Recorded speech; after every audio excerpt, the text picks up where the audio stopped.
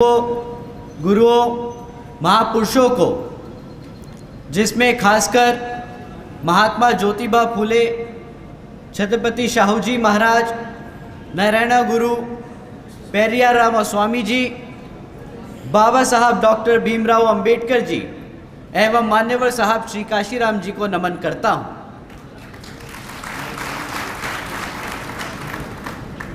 मान्यवर साहब श्री काशीराम जी की एकमात्र उत्तराधिकारी हमारी आदरणीय बहन कुमारी मायावती जी को भी नमन करता हूं। उत्तर प्रदेश की चार बार मुख्यमंत्री, लोकसभा व राज्यसभा की कई बार सदस्य रही आदरणीय बहन कुमारी मायावती जी, जिन्होंने अपने सभी SC, ST, OBC एवं अल्पसंख्यक समाज के साथ साथ सर्व समाज में से गरीबों और कमज़ोरों के लिए अपना पूरा जीवन समर्पित किया, तो मुझे गर्व है कि मुझे ऐसे महान नेता के नेतृत्व में काम करने का मौका मिल रहा है। मैं आदरणीय बहन कुमारी मायावती जी का हार्दिक अभिनंदन और आभार व्यक्त करता हूं। आज करनाल और सोनीपत जिले की सभी माताओं, बहनों, बड़े बुजुर्ग के साथ साथ यहाँ मौजूद सभी युवा साथियों का, जो यहाँ की इस कमेटी समीक्षा कम बसपा कैडर मीटिंग में शामिल हुए हैं, तो आप सभी का मैं स्वागत करता हूँ। साथियों, आपकी पार्टी बसपा को बने 39 साल हो चुके हैं। इन 39 सालों में हमारे पार्टी के संस्थापक परम पूज्य मान्यवर साहब श्री काशीराम जी और एक छोटे से परिवार में जन्मी, दिल्ली की गलियों से निकलकर दिन रात एक कर अपना पूरा जीवन और अपना परिवार इस पार्टी व मिशन और मूवमेंट के लिए त्याग करने वाली बहन जी ने दलितों और पिछड़े समाज को राजनीतिक की मुख्य धारा में लाने का काम किया है। गरीबों और कमज़ोरों को इतना सम्मान दिया कि आज कोई भी राजनीतिक पार्टी हमारे इस वर्ग को नज़रअंदाज नहीं कर सकती। साथ ही साथ अल्पसंख्यक समाज को उसके हकों के बारे में जागरूक कर इस भारत में भाईचारे के आधार पर एकजुट कर एक समता मूलक समाज की स्थापना करने की कोशिश की है और सर्व समाज को एक ऐसी सरकार देने का काम किया जिसकी कल्पना हमारे गुरु बाबा साहब डॉक्टर भीमराव अंबेडकर जी ने की थी। साथियों, 39 साल पहले ये मूवमेंट युवाओं ने शुरू किया था।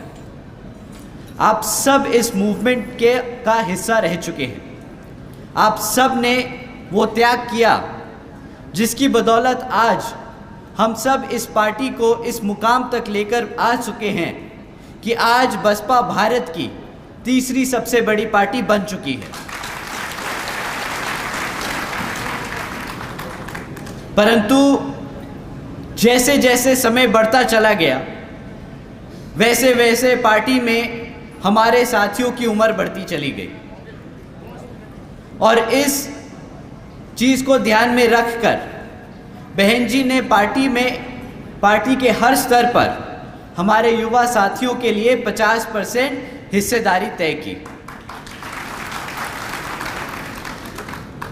साथियों, जितना ज़रूरी हमारे लिए हर स्तर की कमेटी को तैयार करना है, उतना ही ज़रूरी है हमारे युवा साथियों को उन कमेटी में शामिल करना।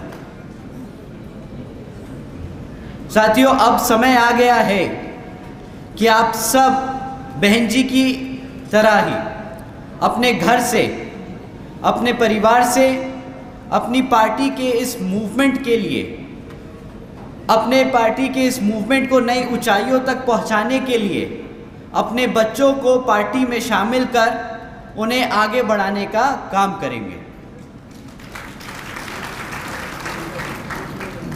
यहाँ पे कितने मौजूद हैं, कितने हमारे साथी लोग मौजूद हैं जिनकी उम्र 45 साल से ऊपर की है, 45 इयर्स, और कितने लोग हैं जिनके घर में बच्चे हैं जिनकी उम्र 25 साल से कम की है। अब ध्यान रखिए, जिन्होंने दूसरी बारी में अपना हाथ उठाया था, आप सबसे रिक्वेस्ट है कि जिनके बच्चे 25 साल से कम के हैं वो अगली कैडर मीटिंग में अपने बच्चों के साथ आएंगे।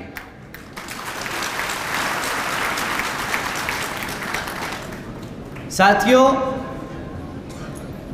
मेरे से ज़्यादा आप सब ने मान्यवर साहब के साथ कदम से कदम मिलाकर इस पार्टी के लिए अपना समय और अपना जीवन त्याग किया है। आपसे ज़्यादा बेहतर आपके अलावा कोई नहीं अपने बच्चों को समझा सकता कि बीएसपी ने किस कदर हमारे समाज के लिए कितनी मेहनत कर हमें यहाँ तक लाने का काम किया है। तो आने वाली कैडर मीटिंग में आप अपने बच्चों को लेकर आएंगे और उन्हें घर ले जाकर फिर समझाएंगे कि कितनी ज़रूरी है उनकी बीएसपी, कि आने वाले समय में अगर वो भी यही चाहते हैं कि उनको समाज में उनको वो सारी व्यवस्थाएं मिले, वही सारे लाभ मिले जो हमारे बाबा साहब हमें देकर गए हैं इस संविधान में, तो उन्हें कितनी मेहनत से बीएसपी में आगे बढ़ चढ़कर हिस्सा लेना होगा। तो साथियों, आने वाली कैडर मीटिंग में मैं उम्मीद करता हूं कि इस हॉल में जितने भी लोग हैं उससे दुगने लोग यहाँ पे मौजूद होंगे अपने बच्चों के साथ। अब साथियों, जैसा कि आपको विदित है कि कुछ ही समय में यहाँ पर लोकसभा के आम चुनाव होने वाले हैं और उसके 6 महीने बाद यहाँ पर विधानसभा के आम चुनाव हो जाएंगे। साथियों, वर्तमान की राज्य बीजेपी जेजेपी सरकार आपको गुमराह करने के लिए साम दाम दंड भेद आदि का इस्तेमाल कर सकती है, पर आपको इनकी बातों में नहीं आना है। इनकी बातों को आपको नज़रअंदाज करते हुए इनसे सवाल करना है कि पिछले 10 सालों में आपने वादों के अलावा ज़मीनी हकीकत पे, ज़मीनी स्तर पे क्या काम किया। आपको उनसे पूछना होगा कि हमारे समाज के लिए, अब हमारे समाज में सर समाज आता है, पिछड़ा वर्ग आता है और जो अपर कास्ट समाज है उसमें से जितने भी गरीब और कमज़ोर लोग हैं वो भी हमारे बहुजन समाज पार्टी का हिस्सा हैं। तो आप सबको मिलकर उनसे पहले पूछना होगा कि भाई आप फिर हमें आके यहाँ पे लंबे चौड़े वादे सुनाने से पहले हमें ये बताइए कि हमारे समाज के लिए आपने क्या काम किए। क्योंकि साथियों, इनकी विफलताओं की जो लिस्ट है वो इतनी लंबी है कि बेचारे काम बताने तो दूर आपके सामने खड़े होने लायक नहीं रहेंगे। पिछले कई वर्षों में बीजेपी जेजेपी की सरकार चल रही है और आज तक भी ना यहाँ पे गांव में पक्की सड़कें बनी, ना यहाँ 24 घंटे बिजली घरों तक पहुँची, ना यहाँ रोज़गार के अवसर प्राप्त कराए गए और ना ही यहाँ जाति और धर्म के नाम पर जो दंगे हो रहे हैं उन पे लगाम लगी। साथियों, आज भी बीजेपी जेजेपी ने सरकारी नौकरियों में जो SC ST OBC भर्तियों पर लगी हुई रोक को कायम रखा है। आपको जानकर हैरानी होगी कि आज भी 1,80,000 से ज़्यादा सरकारी नौकरियां खाली पड़ी हैं, परंतु आज बीएसपी कहती है कि हमारी सरकार बनने पर इस बैकलॉग को सबसे पहले भरा जाएगा।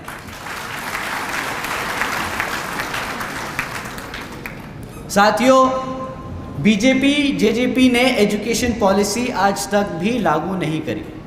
इन्होंने पिछले 10 सालों में कई बार कमेटी बनाई, कई बार रिकमेंडेशन ली, पर आज तक इन्होंने एजुकेशन पॉलिसी को ज़मीनी स्तर पे लागू नहीं किया। पर बीएसपी ने अपने पूर्व सरकारों की तरह आज यहाँ कहती है कि जिस तरह पिछड़े बुंदेलखंड क्षेत्र में बाबा साहब doctor Bhimrao Ambedkar medical college और झांसी में मान्यवर श्री कांशीराम जी पैरामेडिकल ट्रेनिंग कॉलेज की स्थापना की थी, उसी तरह यहाँ पर भी हमारे बच्चों को एजुकेशन में आगे बढ़ाने के लिए मेडिकल कॉलेजेस और ट्रेनिंग सेंटर्स की स्थापना करें। साथियों, आज भी यहाँ पर आशा वर्कर्स लंबे समय से अपनी मांगों को लेकर धरने पर बैठे हैं, परंतु यहाँ की बीजेपी जेजेपी सरकार ने उनको नज़रअंदाज करने के अलावा कुछ नहीं किया। पर आज बीएसपी यहाँ पर कहती है कि हरियाणा में सरकार बनने के बाद हम तुरंत ही हमारे आशा वर्कर्स की समस्याओं का उचित समाधान करने का काम करेंगे। साथियों, अगर बीजेपी और जेजेपी की सरकारें इतनी बुरी हैं तो कांग्रेस कुछ बेहतर नहीं है। कांग्रेस यहाँ पे डेरा डाले बैठी है और उसके पास कहने के लिए कुछ नहीं है सिवाय कि बीएसपी तो बीजेपी की बी टीम है। परंतु साथियों, ये हकीकत तो कांग्रेस की ये है कि वह उनके पास खुद कुछ बताने को नहीं है, तो अपना वोट हमारे साथियों को गुमराह करने के लिए वो ये बार बार हमारे सभी युवा साथियों और बुजुर्गों के बीच में जाके ये कहती है कि बीएसपी तो बीजेपी की बी टीम है। कांग्रेस वालों से पूछ लीजिए भाई, जब तक तुम सरकार में थे भाई तुमने तो पूरे देश में राज किया और हरियाणा में भी कई वर्षों तक राज किया। बीएसपी भी बीजेपी की बी टीम है के अलावा तुम बता दो कि तुमने यहाँ पे हमारे समाज के लिए क्या काम किया। चुप्पी साधे खड़े हो जाएंगे, क्योंकि हकीकत वही है कि आज भी वो जातिवादी मानसिकता रखकर सरकारें चलाते आए हैं और आज भी जितनी भी प्रदेशों में उनकी सरकारें चल रही हैं वहाँ पर भी हमारे समाज का इतना बुरा हाल है कि आए दिन कहीं रेप के केस सामने आ रहे हैं, कहीं पे लूटपाट के आ रहे हैं, कहीं पे हमारे समाज के लोगों के साथ बदतमीजी के केस सामने आ रहे हैं और उनके चलती हुई सरकारों में ना पुलिस कुछ कर रही है, ना वहाँ के नेताएं कुछ कर रहे हैं, ना ही नेशनल लेवल पे जो उनके लीडरशिप है उन्होंने आज तक इन बातों पे कोई संज्ञान लिया है और ना ही उन्होंने अपने नेताओं को कभी भी बुलाकर खड़ा कर उनसे जवाब मांगा है। जिस पार्टी की लीडरशिप अपने समाज के लिए, हमारे समाज के लिए अगर इतना नहीं कर सकती कि उनकी चलती हुई सरकारों में हमारे समाज का ध्यान रख सके, तो वो यहाँ पर आपके हरियाणा में क्या काम करेगी। आपको साथियों उन्हें यही बार बार समझाना है कि भाई पहले जाके जहाँ पे तुम्हारी सरकारें चल रही हैं वहाँ पे जाके हमारे भाइयों और बहनों और माताओं की सुरक्षा का इंतज़ाम करो, फिर हरियाणा में आके हमसे बात करना। पर साथियों, जैसा कि आप जानते हैं बीएसपी कभी भी चुनाव से पहले कोई मैनिफेस्टो जारी नहीं करती। बीएसपी ने आज तक किसी भी चुनाव में मैनिफेस्टो जारी नहीं किया, पर ये कांग्रेस और बीजेपी की पुरानी आदत है कि उनको हर 5 साल में आके, चाहे वो सरकार में हो या ना हो, आपके बीच में आके एक मैनिफेस्टो जारी करना पड़ता है। पर आपको उनसे पूछना है कि भाई जब तुम्हें 5 साल मौका मिला तो तुम्हें मैनिफेस्टो जारी करने की क्या ज़रूरत है। तुम आके हमें अपने काम बताओ।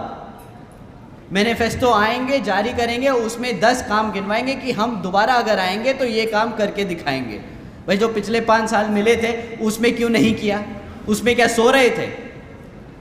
तो साथियों, इन बीजेपी और कांग्रेस और जेजेपी की मैनिफेस्टो में मत आइएगा। या आपको आके बोलेंगे कि भाई हम आपको मुफ्त में बिजली देंगे, आपको बोलेंगे कि हम महिलाओं को मुफ्त शिक्षा देंगे, आपको बोलेंगे कि हम मुफ्त में राशन देंगे। आप उनसे पूछिएगा कि भाई पिछले 5 साल में आपने हमें नौकरी के कितने अवसर दिए।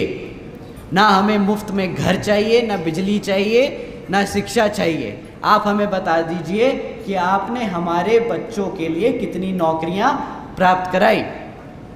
अगर आप लोगों के बच्चों के पास नौकरी है तो वो अपना खाना पीना खुद देख सकते हैं, अपना खर्चा खुद उठा सकते हैं, अपने बच्चों को अपने आप खुद पढ़ा सकते हैं। साथियों, बाबा साहब ने संविधान में हमें आरक्षण की व्यवस्था तय करके दी थी। वो इसलिए दी थी ताकि हमारा समाज अपने पैरों पर खुद खड़ा हो सके, ना कि इन मनोवादी सोच रखने वाली पॉलिटिकल पार्टीज के सामने हाथ फिराए और हर 5 साल में इनसे विनती करे कि हमें आप मुफ्त में रोज़गार दें या मुफ्त में हमें आप राशन दें, बिजली पानी दें। तो साथियों, आपको आने वाले आम चुनाव में अपने हाथी के सामने वाला बटन दबाकर बीएसपी को वोट डालकर यहाँ पर सत्ता में आसीन करना होगा। साथियों, जब जब बहन जी की सरकारें रही, आपको याद करना है, जब जब बहन जी की सरकारें रही तब तब समय से हमें याद आता है कि जब बहन जी ने जो काम किए वो यहाँ पे आपके हरियाणा स्टेट में दोहराए जाएंगे। आज जब बहन जी की सरकार को यूपी के लोग याद करते हैं तो उन्हें याद आता है वो समय जब बहन जी ने सावित्रीबाई फूले बालिका शिक्षा योजना के तहत 7 लाख से ज़्यादा बच्चियों को 12वीं तक की शिक्षा प्राप्त करने हेतु 600 करोड़ से ज़्यादा की लागत इन बच्चियों को अपने पैरों पर खड़ा कर एक उज्जवल भविष्य देने के लिए खर्च करी। साथियों, 600 करोड़ रुपए खर्चे बहन जी ने अपनी बच्चियों को 12वीं तक की शिक्षा प्राप्त कराने के लिए। उन्हें याद आता है वो समय जब बहन जी ने देश में पहली बार अपनी सरकार में आने के बाद सरकारी कॉलेजेस के स्टूडेंट हॉस्टल्स में अन्य पिछड़े वर्गों के छात्रों के लिए 27% आरक्षण की व्यवस्था तय की, ताकि दलित समाज, एससी समाज के साथ साथ ओबीसी और एससी समाज के लोगों के बच्चों को भी आगे पढ़ लिख के आगे बढ़ने का मौका पूरा मिले। साथियों, उन्हें याद आता है वो समय जब बहन जी ने महामाया गरीब बालिका आशीर्वाद योजना के तहत 3,25,000 बच्चियों को 1-1 लाख रुपए देने का काम किया। बहन जी ने इस योजना के तहत 3,250 करोड़ रुपए अपनी बच्चियों को देने का काम किया। साथियों, साथ ही साथ बहन जी ने सरकारी नौकरियों के साथ साथ सरकारी ठेकों में आरक्षण की व्यवस्था लागू की। और साथियों, याद करते हैं कि किस तरह बहन जी ने सरकारी नौकरियों की भी भर्ती पर लगी रोक को हटाकर बहुजन समाज के साथ साथ सर्व समाज के सभी ज़रूरतमंदों लोगों को नौकरी देने का काम किया। साथियों, बहन जी ने प्रदेश के व्यावसायिक technical institutions, engineering colleges, polytechnic एवं इंडस्ट्रियल ट्रेनिंग इंस्टीट्यूट्स में अन्य पिछड़े वर्गों के लिए 27% सीटों की आरक्षण तय की। सारे हायर एजुकेशन इंस्टीट्यूट्स में बहन जी ने हमारे पिछड़े समाज के लिए, सर्व समाज के साथ साथ पिछड़े समाज के लिए 27% सीटों का आरक्षण तय किया। बहन जी ने कृषि एवं संबंधित कार्यों में मिनिमम वेजेस को 55 रुपये से बढ़ाकर 100 रुपये प्रतिदिन की 100 रुपये करके दिया। और अन्य पिछड़े वर्गों के लोगों के लिए क्रीमी लेयर की जो वैश्विक आय थी वो 3 लाख रुपए से बढ़ाकर 5 लाख रुपए कर दी। साथ ही साथ बहन जी ने गन्ना खरीद के दाम को अपने समय में दुगना कर दिया। साथियों, आदरणीय बहन जी ने अपने शासनकाल में 90,000 से ज़्यादा अधिक शिक्षकों को सरकारी नौकरी दी, 1 लाख से अधिक सफाई कर्मचारियों की भर्ती करी और 2 लाख से अधिक जवानों को पुलिस फोर्स में भर्ती किया। और साथियों, ये काम बहन जी ने अपने प्रदेश में इस स्तर पे किया कि हमारे प्रदेश के लोगों को अपना प्रदेश छोड़कर, अपने घर को छोड़कर कहीं और दूसरी जगह जाकर नौकरी ना करनी पड़े, अपने परिवार, अपने समाज के बीच में रह के वे अपना पेट पाल सके। तो साथियों, हमें बाबा साहब के दिखाए रास्तों पर चलकर, मान्यवर साहब के बताए तरीकों का इस्तेमाल कर और बहन जी के बेबाक अंदाज को अपने दिल और दिमाग से अपनाना होगा। तो साथियों, समय आ गया है कि अब हम सब एकजुट होकर समाज के हर एक व्यक्ति को बसपा से जोड़कर बता दें कि हम आ रहे हैं हर एक उस चीज़ के लिए जो इस संविधान में हमारे गुरु हमारे लिए देकर गए हैं, हमारे बाबा साहब डॉक्टर भीमराव अंबेडकर जी। अंत में मैं यहाँ दोबारा से मौजूद सभी हमारे बड़े बुज़ुर्ग, हमारी माताएं बहनें, हमारे युवा साथी, साथ ही साथ BVF के सभी जवान जाबाज साथियों और BSP मूवमेंट को आगे बढ़ाने के लिए, हमारी बात को, हमारे मैसेज को देश के कोने कोने तक पहुंचाने के लिए हमारे बहुजन मीडिया के सभी साथियों का तहे दिल से शुक्रिया अदा और धन्यवाद करता हूं।